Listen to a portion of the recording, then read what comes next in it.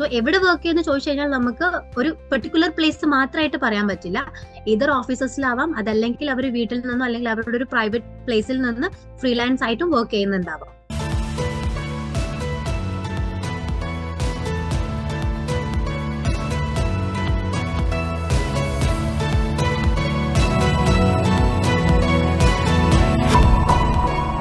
Hello, good morning. ഇന്ന് നമ്മുടെ കൂടെയുള്ളത് നിദ ഫസ്ലിൻ ആണ്. ക്വാണ്ടിറ്റി സർവേയിങ് ഫീൽഡിൽ 4+ ഇയേഴ്സ് ഓഫ് എക്സ്പീരിയൻസ് ആണ് നിദ ഫസ്ലിൻ ഉള്ളത്.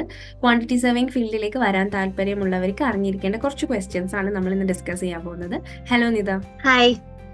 ഓക്കെ, നമ്മുടെ ഫസ്റ്റ് ക്വസ്റ്റ്യൻ എന്ന് പറയുന്നത്, നമ്മളൊരു ഒരു കൺസ്ട്രക്ഷൻ പ്രൊജക്റ്റിലേക്ക് നോക്കുന്ന സമയത്ത് ക്വാണ്ടിറ്റി സർവേയർ ആരെയാണ് റിപ്പോർട്ട് ചെയ്യേണ്ടത്? ഓക്കെ, ബേസിക്കലി നമ്മൾ പറയുകയാണെങ്കിൽ നമ്മളിപ്പോൾ ഒരു സൈറ്റിൽ നമ്മളൊരു വർക്ക് നടന്നുകൊണ്ടിരിക്കുന്ന ഒരു സൈറ്റ് നമ്മൾ എടുക്കുകയാണെങ്കിൽ അവിടെ കുറെ ആൾക്കാരുണ്ടാവും. കൺസൾട്ടൻസ് ഉണ്ടാകാം, ലേബേഴ്സ് ഉണ്ടാകും, എഞ്ചിനീയേഴ്സ് ഉണ്ടാവും, ആർക്കിടെക്ട്സ് ഉണ്ടാവും, അങ്ങനെ ഒരുപാട് പേരുണ്ടാവും. അവരുടെ കൂടെ തന്നെ കോവർക്ക് ചെയ്യുന്ന ഒരാളായിരിക്കും ക്വാണ്ടിറ്റി സർവേയർ എന്ന് പറഞ്ഞു കഴിഞ്ഞാൽ.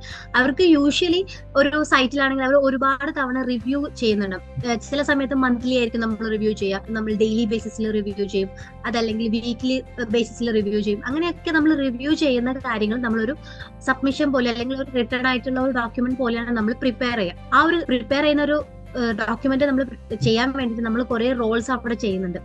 ലൈക്ക് നമ്മൾ അവിടെ ആ ഒരു വർക്ക് നമ്മൾ എടുക്കുകയാണെങ്കിൽ അതിന്റെ കോസ്റ്റ് നമ്മൾ മുന്നേ എസ്റ്റിമേറ്റ് ചെയ്യുന്നുണ്ടാവും. ഇവിടെ നമ്മൾ പ്രൊക്യൂർമെന്റ് ചെയ്യുന്നുണ്ടാവും. അതേപോലെ നമ്മൾ ഓൾറെഡി ഒരു പ്രപ്പോസ്ഡ് വർക്ക് ഇന്നൊരു ബഡ്ജറ്റിൽ കംപ്ലീറ്റ് ആവുന്ന നമ്മൾ മുന്നേ എസ്റ്റിമേറ്റ് ചെയ്തിട്ടുണ്ടാവും.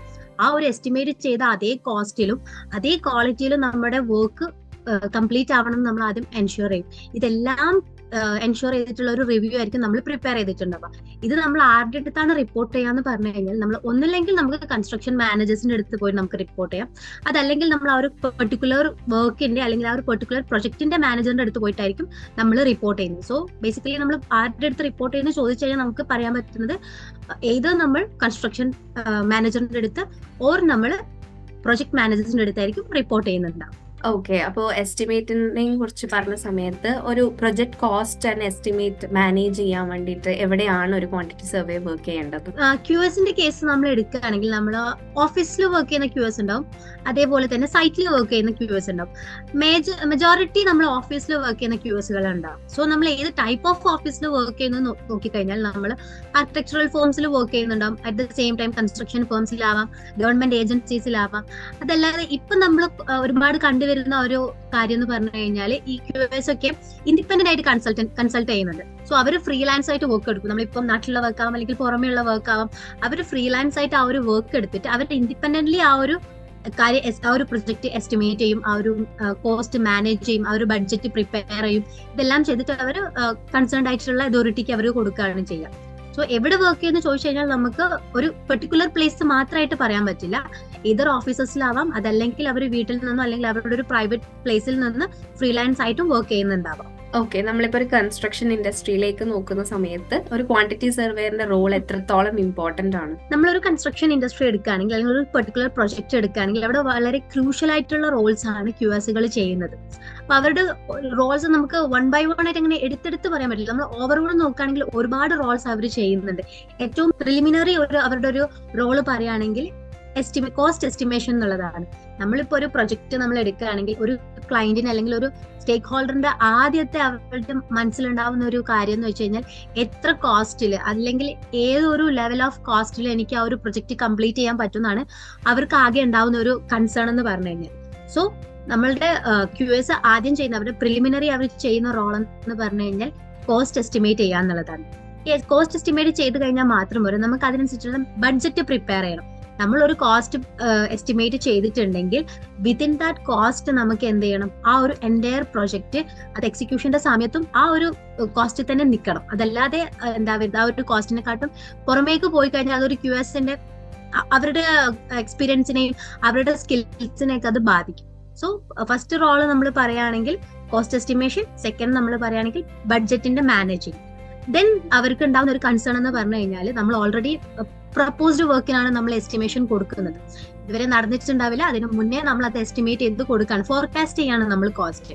സോ ആ ഒരു വർക്കിന്റെ എക്സിക്യൂഷന്റെ സമയത്തും അതേ കോസ്റ്റിൽ നിൽക്കണം, വിത്തിൻ ദാറ്റ് ബഡ്ജറ്റ് ആയിരിക്കണം. അറ്റ് ദ സെയിം ടൈം നമ്മൾ കൊടുത്തിട്ടുള്ള ക്വാളിറ്റി കുറയാൻ പാടില്ല. നമ്മൾ ചില സമയത്തൊക്കെ QSകൾ എന്ത് ചെയ്യുന്നത് വെച്ച് കഴിഞ്ഞാൽ കുറച്ച് ആൾട്ടർനേറ്റീവ് സൊല്യൂഷൻസ് കാണും. നമ്മളിപ്പോ ഒരു കാര്യം ചെയ്യുകയാണെങ്കിൽ അല്ലെങ്കിൽ ഏതെങ്കിലും ഒരു ഐറ്റം നമ്മൾ എടുക്കുമ്പോൾ അതിന് ആൾട്ടർനേറ്റീവ് ആയിട്ട് നമുക്ക് കോസ്റ്റ് കുറയ്ക്കണം, അറ്റ് ദ സെയിം ടൈം നമ്മുടെ എല്ലാ റിക്വയർമെന്റ്സും മീറ്റ് ചെയ്യണം എന്നുള്ള രീതിയിലായിരിക്കും അവർ ചെയ്യുന്നത്. So cost estimation, budget preparation, അതേപോലെ വിത്തിൻ ദ ബഡ്ജറ്റ് അതേ ക്വാളിറ്റിയിൽ നമ്മുടെ വർക്ക് എത്തിക്കാം. പിന്നെ നമ്മൾ പറയുകയാണെങ്കിൽ 1 by 1 ആയിട്ട് നമുക്ക് പറയുകയാണെങ്കിൽ risk management, procurement, contract administrations, അങ്ങനത്തെ കുറെ കാര്യങ്ങളുണ്ട്. നമ്മളുടെ സൈഡിൽ നിന്ന് ഒരു വാലിഡ് ആയിട്ടുള്ള ഇൻപുട്ട് നമ്മൾ കൊടുത്തിരിക്കും ആ ഒരു വർക്കിൽ. നമ്മളുടെ സക്സസും ആ ഒരു കൺസ്ട്രക്ഷൻ പ്രൊജക്ടിന്റെ സക്സസിനെയും ബാധിക്കുന്ന രീതിയിലായിരിക്കും നമ്മളൊരു വൈറ്റൽ ആയിട്ടുള്ള ഒരു കോൺട്രിബ്യൂഷൻ നമ്മളുടെ സൈഡിൽ നിന്ന് കൊടുക്കുക. സോ ഇത്രത്തോളം ഒക്കെയാണ് നമ്മളൊരു ഇൻഡസ്ട്രിയിൽ എടുത്ത നമ്മളുടെ റോൾസ് ആയിട്ട് നമുക്ക് പറയാൻ പറ്റും. ഓക്കെ, നമ്മുടെ ഒരു കൺസ്ട്രക്ഷൻ പ്രൊജക്റ്റിൽ ഏറ്റവും കൂടുതൽ ക്രൂഷ്യൽ ആയിട്ടുള്ളത് ഇൻഷുറിങ് കോസ്റ്റ് എഫിഷ്യൻസി ആണ്. അപ്പൊ നമ്മളിപ്പോ ഡിസ്കസ് ചെയ്ത പോലെ തന്നെ അപ്പൊ അതിൽ നമ്മുടെ ഒരു ക്വാണ്ടിറ്റി സർവേയറിന്റെ റോൾ എന്താണ്? ഓക്കെ, അബ്സല്യൂട്ട്ലി നമ്മൾ പറയുകയാണെങ്കിൽ കോസ്റ്റ് എഫിഷ്യൻസി എൻഷുർ ചെയ്യാന്നുള്ളതാണ് ക്വാണ്ടിറ്റി സർവേയുടെ ഏറ്റവും മസ്റ്റ് ആയിട്ട് നമ്മൾ പറയേണ്ട ഒരു റോള്. ഏതൊരാൾക്കും നമ്മളിപ്പോ ഒരു എത്ര വലിയൊരു ക്ലയന്റ് ആയിരിക്കോട്ടെ അല്ലെങ്കിൽ ഒരു ലോ ബഡ്ജറ്റ് ക്ലയന്റ് ആയിക്കോട്ടെ, ആർക്കാണെങ്കിലും അവരുടെ മനസ്സിൽ ഒരു പ്രൊജക്ട് ഉണ്ടെങ്കിൽ അല്ലെങ്കിൽ അവർക്ക് ആ ഒരു എസ്തെറ്റിക്കിൽ അവർക്ക് ആ ഒരു വർക്ക് ഫിനിഷ് ചെയ്യുമ്പോഴത്തേക്ക് ഇത്ര ഒരു ബഡ്ജറ്റിൽ തീരണം എന്നായിരിക്കും അവരുടെ മനസ്സിലാകെ ഉണ്ടാവുന്ന ഒരു ആഗ്രഹം. അപ്പം ഒരുപാട് നമ്മളിപ്പം 1 by 1 ആയിട്ട് നമ്മൾ ഓരോ ആളുകളെ എടുക്കുകയാണെങ്കിൽ ഈച്ച് ആൻഡ് എവറി പേഴ്സൺസിന് ഒരുപാട് ആഗ്രഹങ്ങളുണ്ടാവും. അവരെടുക്കുന്ന പ്രൊജക്റ്റിൽ ഇന്ന ക്വാളിറ്റീസ് വേണം, അവരെടുക്കുന്ന പ്രൊജക്റ്റിൽ ഇന്ന ഐറ്റംസ് വേണം എന്നൊക്കെ. സോ നമ്മളൊരു QSന്റെ അടുത്ത് പോകുന്ന സമയത്ത് നമ്മുടെ റിക്വയർമെന്റ്സ് QSന്റെ അടുത്തേക്ക് പറയും, നമുക്ക് ഇന്ന കാര്യങ്ങൾ ഉൾപ്പെടുത്തിയിട്ടാണ് നമ്മുടെ പ്രൊജക്ട് വേണ്ടതെന്ന്. സോ QSന്റെ ഒരു QS ചെയ്യേണ്ടത് എന്താന്ന് വെച്ച് കഴിഞ്ഞാൽ ഇവർക്ക് ചിലപ്പോൾ ഇവരോട് പറയുന്ന എല്ലാ റിക്വയർമെന്റ്സും ഇവർക്ക് പക്ഷേ ഇവരുടെ ബഡ്ജറ്റിൽ ഒതുക്കിക്കൊള്ളണമെന്നില്ല. സോ ഇവരുടെ ആഗ്രഹങ്ങളെല്ലാം മീറ്റ് ചെയ്യണം, ഇവരുടെ റിക്വയർമെന്റ്സ് മീറ്റ് ചെയ്യുക, അറ്റ് ദ സെയിം ടൈം ആ ഒരു പെർട്ടിക്കുലർ ബഡ്ജറ്റിൽ നമ്മുടെ വർക്ക് തീർക്കണം എന്നാണ് നമ്മളുടെ QSകൾ എപ്പോഴും ആ ഒരു കാര്യം എയിം ചെയ്തുകൊണ്ടാണ് അവർ ബഡ്ജറ്റ് പ്രിപ്പയർ ചെയ്യുന്നതായാലും കോസ്റ്റ് മാനേജ് ചെയ്യുന്നതായാലും ഒക്കെ ചെയ്യാം. നമ്മളിപ്പോ ഒരു വർക്കിന് നമ്മളൊരു BOQ പ്രിപ്പയർ ചെയ്യുകയാണെങ്കിൽ നമുക്ക് അതിൽ ഒരുപാട് ഐറ്റംസ് ഉണ്ടാവും. ഇപ്പൊ ഫോർ എക്സാമ്പിൾ പറയുകയാണെങ്കിൽ നമുക്കൊരു ഫ്ലോറിംഗ് എടുക്കുകയാണെങ്കിൽ അവിടെ ഇറ്റാലിയൻ മാർബിൾ വേണമെങ്കിൽ നമുക്ക് കൊടുക്കാം, സെയിം ടൈം നമുക്ക് വേണമെങ്കിൽ ഒരു പോർസലൈൻ ടൈലും കൊടുക്കാം. അവിടെ നമ്മൾ കോസ്റ്റ് മാനേജിങ് ആണ് ചെയ്യുന്നത്. നമ്മുടെ സ്റ്റേക്ക് ഹോൾഡറിന്റെ ആവശ്യം എന്താണ്, അല്ലെങ്കിൽ അവർക്കൊരു ബഡ്ജറ്റ് ലൈൻ ഉണ്ടാവും. ആ ഒരു ബഡ്ജറ്റ് ലൈൻ അനുസരിച്ചിട്ടാണ് അല്ലെങ്കിൽ ആ ഒരു എക്സ്പെൻസ് നോക്കിയിട്ടാണ് നമ്മൾ പ്രിപ്പയർ ചെയ്യാം. അതേപോലെ QSകൾ തന്നെ റെസ്പോൺസിബിൾ ആണ്. ഇപ്പം ഒരു പ്രപ്പോസ്ഡ് വർക്കിന് നമ്മൾ കോസ്റ്റ് ഫോർകാസ്റ്റ് ചെയ്ത് വെക്കും, അത് പ്രിലിമിനറി ആയിട്ട് ചെയ്യുന്നത്. അതേപോലെ തന്നെ നമ്മൾ ആ ഒരു വർക്ക് എക്സിക്യൂഷന്റെ സമയത്താണെങ്കിലും അല്ലെങ്കിൽ ആ ഒരു വർക്കിന്റെ കംപ്ലീറ്റ് ലൈഫ് സൈക്കിളിന്റെ സമയത്താണെങ്കിലും അവിടെ എന്തൊക്കെയാണ് കോസ്റ്റ് സേവിങ് ഓപ്പർച്യൂണിറ്റീസ് ഉള്ളതെന്ന് QSകൾ ആദ്യം കണ്ടെത്തുക. അവരുടെ എക്സ്പീരിയൻസിൽ നിന്ന് അവർക്ക് മനസ്സിലാക്കാൻ പറ്റും.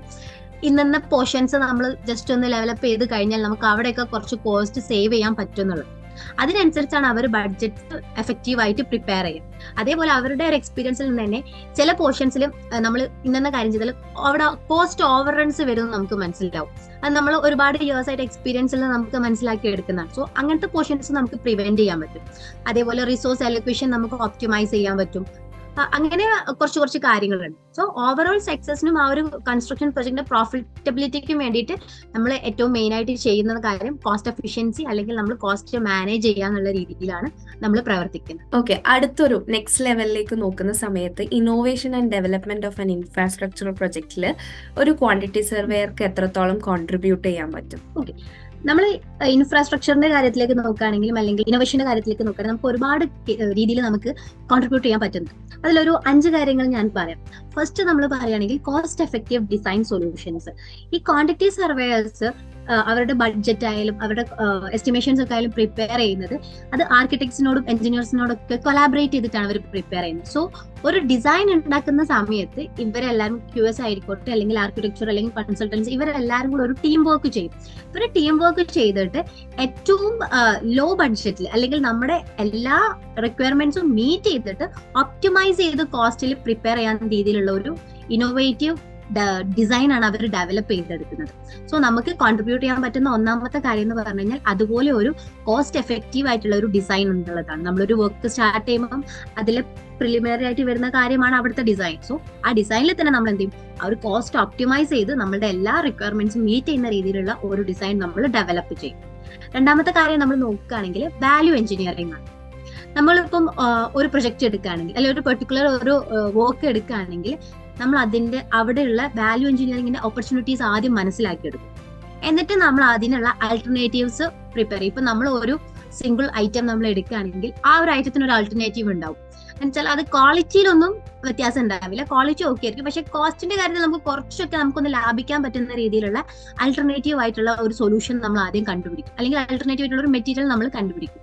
അവിടെ എന്തായിരിക്കും, ഉറപ്പായിട്ടും കോസ്റ്റ് കുറയ്ക്കും, പക്ഷെ ക്വാളിറ്റി എൻഹാൻസ് ചെയ്യും.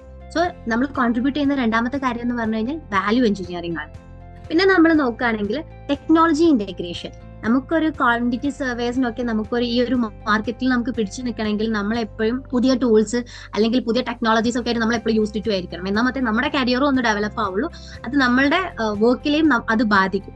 സോ അങ്ങനെ നമ്മൾ ടെക്നോളജിയിലേക്ക് നോക്കുകയാണെങ്കിൽ നമുക്ക് ഒരുപാട് പുതിയ പുതിയ ടെക്നോളജിക്കൽ ആയിട്ടുള്ള സോഫ്റ്റ്വെയർസ് കാര്യങ്ങളൊക്കെ നമുക്ക് യൂസ് ചെയ്യാൻ പറ്റും. ലൈക്ക് ബിൽഡിംഗ് ഇൻഫോർമേഷൻ മോഡലിംഗ്, അല്ലെങ്കിൽ cost estimation software, 3D laser scanners, അങ്ങനത്തെ കാര്യങ്ങളൊക്കെ നമ്മുടെ വർക്കിലേക്ക് കൊണ്ടുവരാൻ പറ്റും. സോ അത് അങ്ങനെ നമ്മൾ ടെക്നോളജീസ് നമ്മളെ വർക്കിലേക്ക് ഇൻക്ലൂഡ് ചെയ്യുന്ന സമയത്ത് നമ്മളുടെ അക്യുറൻസി ഇൻക്രീസ് ചെയ്യാൻ പറ്റും, നമ്മുടെ ഡിസിഷൻ മേക്കിങ്ങും എൻഹാൻസ് ചെയ്യാൻ പറ്റും. പിന്നെ നമ്മൾ നോക്കുകയാണെങ്കിൽ സസ്റ്റൈനബിൾ ഇനിഷ്യേറ്റീവ്സ്. നമ്മൾ മുന്നേ നമ്മൾ കോളേജിലൊക്കെ പഠിക്കുന്ന സമയത്ത് നമുക്കൊരു സസ്റ്റൈനബിൾ ഡെവലപ്മെന്റ് എന്നൊക്കെ പറഞ്ഞിട്ടൊരു പോർഷൻ ഉണ്ടായിരുന്നു. ലൈക്ക് നമ്മുടെ എൻവയോൺമെന്റിനെ അധികം ബാധിക്കാതെ അല്ലെങ്കിൽ അധികം ഇമ്പാക്ട് ഇല്ലാതെ നമ്മളുടെ വർക്കിന്റെ ലൈഫ് സൈക്കിൾ കോസ്റ്റ് കുറയ്ക്കുന്ന രീതിയിലുള്ള കുറച്ച് ആൾട്ടർനേറ്റീവ് മെറ്റീരിയൽസ് ഉണ്ട്. നമ്മളിപ്പം ഒരു എക്സാമ്പിൾ പറയുകയാണെങ്കിൽ നമ്മളിപ്പോ ഒരു വീടിന് നമ്മൾ കുറെ വിൻഡോസും ഡോർസും ഒക്കെ കൊടുക്കുകയാണെങ്കിൽ അവിടെ എന്താണ് നന്നായിട്ട് എയർ പാസ് ചെയ്യും, നമുക്ക് കാറ്റ് കിട്ടും, നമ്മളുടെ ടെമ്പറേച്ചർ കുറയ്ക്കാൻ പറ്റും, ഇതൊക്കെ ചെയ്യാൻ പറ്റും. ആ സെയിം ടൈമിൽ നമുക്ക് അവിടെ ഫാനോ നമുക്ക് AC യൂസ് ചെയ്യേണ്ട, നമ്മളൊരു പെർട്ടിക്കുലർ ഹവർ യൂസ് ചെയ്യുന്നില്ല, കുറച്ച് ഹവേഴ്സ് നമുക്ക് കുറച്ചെടുക്കാൻ പറ്റും. അത് നമ്മൾ എക്കോ ഫ്രണ്ട്ലി ആയിട്ട് ചെയ്യുന്ന ഒരു കാര്യമാണ്. അപ്പോൾ അങ്ങനത്തെ ഒരുപാട് സസ്റ്റൈനബിൾ ആയിട്ടുള്ള ആൾട്ടർനേറ്റീവ്സ് അല്ലെങ്കിൽ ഇനിഷ്യേറ്റീവ്സ് നമുക്ക് ഈ ഒരു വർക്കിലേക്ക് കൊണ്ടുവരാൻ പറ്റും. അവിടെയും നമ്മൾ ശ്രദ്ധിക്കേണ്ട ഒരു കാര്യം സ്റ്റേക്ക് ഹോൾഡറിന്റെ എക്സ്പെക്ടേഷൻ നമ്മൾ മീറ്റ് ചെയ്തിട്ടുണ്ടായിരിക്കും എന്നുള്ളതാണ്. സോ നമ്മളെ കോൺട്രിബ്യൂഷൻസിലെ ഫോർത്ത് കാര്യം അതാണ്. സോ നമ്മൾ കോസ്റ്റ് എഫക്റ്റീവ് ഡിസൈൻ പറഞ്ഞു, വാല്യൂ എഞ്ചിനീയറിംഗ് പറഞ്ഞു, ടെക്നോളജി ഇന്റഗ്രേഷൻ പറഞ്ഞു, അതേപോലെ സസ്റ്റൈനബിലിറ്റി ഇനീഷ്യേറ്റീവ്സ് പറഞ്ഞു. പിന്നെ വരുന്നത് എന്താണെന്ന് വെച്ച് കഴിഞ്ഞാൽ റിസ്ക് മാനേജ്മെന്റ് ആണ്. നമ്മൾ ഇങ്ങനെയുള്ള കുറെ ആൾട്ടർനേറ്റീവ്സ് അല്ലെങ്കിൽ നമ്മൾ നമ്മുടേതായ കുറച്ച് കാര്യങ്ങൾ ഇൻപുട്ട് കൊടുക്കുന്ന സമയത്ത് അവിടെ കുറെ റിസ്ക് വരാനുള്ള ഒരു സാധ്യത ഉണ്ട്. സോ ക്വാണ്ടിറ്റി സർവേസിന് ആ ഒരു റിസ്ക് അസസ് ചെയ്യാൻ വേണ്ടിയിട്ടും മിറ്റിഗേറ്റ് ചെയ്യാൻ വേണ്ടിയിട്ടും പറ്റണം. അത് കോസ്റ്റ് ഫ്ലക്ച്വേഷൻസിൽ അസോസിയേറ്റഡ് ആയിട്ടുള്ള റിസ്ക് ആയിരിക്കാം, അതല്ലെങ്കിൽ ചെയിൻ ഡിസ്റപ്ഷൻസിലുള്ള റിസ്കുകളായിരിക്കാം, അങ്ങനെ ഒരുപാട് ഫാക്ടേഴ്സിലുള്ള റിസ്കുകൾ വരാൻ സാധ്യതയുണ്ട്. സോ അതെല്ലാം നമ്മൾ മീറ്റ് ചെയ്യാനും അത് അസസ് ചെയ്യാനും അതിനെ പ്രിവെന്റ് ചെയ്യാനും നമുക്ക് പറ്റണം. സോ നമുക്ക് കോൺട്രിബ്യൂട്ട് ചെയ്യാൻ പറ്റുന്ന കാര്യങ്ങൾ ഇത്രയൊക്കെയാണ്. കോസ്റ്റ് എഫക്റ്റീവ് ഡിസൈൻ പറയാം, റിസ്ക് മാനേജ്മെന്റ് പറയാം, വാല്യൂ എഞ്ചിനീയറിംഗ് പറയാം, ടെക്നോളജി ഇന്റഗ്രേഷൻസ് പറയാം, അതേപോലെ സസ്റ്റൈനബിൾ ഇനിഷ്യേറ്റീവ്സും പറയാം. ഇനിയും നമുക്ക് പോയിന്റ്സ് പറയാം, പക്ഷെ നമുക്ക് ഇത്രയും കാര്യങ്ങൾ നമുക്ക് എടുത്തു പറയാവുന്നതാണ്.